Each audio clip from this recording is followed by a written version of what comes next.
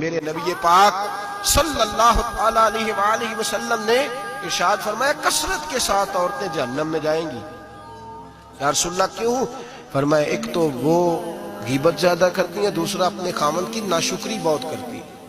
हर बात में कहती है नहीं नहीं ये भी कोई नहीं, ये भी कोई नहीं, सारी जिंदगी रो के गुजार देती हैं, दो की खत्म नहीं होते, यहाँ भी मसला यहाँ भी मसला है। तरबियत करें, इनको समझाएं। वो घर टूट जाता है जिस घर के अंदर नाजायज मुतालबात होने लगते हैं, वो घर टूट जाता है। दर्जनों लोग ऐसे हैं जो सोसाइटी में आगे बढ़ने के लिए डाकू बन गए, बीसियों लोग ऐसे हैं जो मुआशरे के बराबर होने के लिए कातिल बन गए। जमाने में आपको बेहिसाब और लातादार लोग ऐसे मिलेंगे जो अपने घर वालों के मुतालबात पूरी करने के लिए अपनी जिंदगी दांव पे लगा गए, नशा बेचा, गले काटे, उन्होंने खून बहाए, उन्होंने जुल्म किए। ना ऐसे मुतालबात की आदत बनाए, अपने घर के अंदर फक्र के साथ दरवेशी